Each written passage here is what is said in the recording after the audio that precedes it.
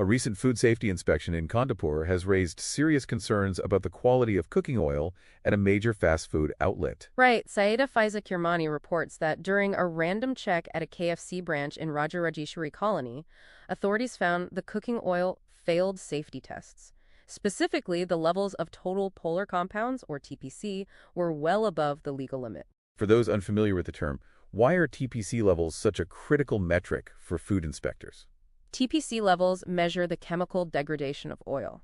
In this instance, the oil showed dark discoloration, which is a clear indicator of repeated use. When oil is reused beyond prescribed standards, it becomes unsafe for consumption and poses significant health risks. Is this an isolated incident or part of a broader crackdown by the health authorities in the city? It is part of a wider enforcement drive under FSAI guidelines. Recent months have seen intensified raids across restaurants and cloud kitchens in Hyderabad. Many establishments have been flagged for expired food, poor hygiene, and improper storage. The authorities are now initiating formal action against this specific outlet to ensure compliance with safety norms. The emphasis on these inspections certainly highlights the importance of maintaining strict hygiene standards for public health.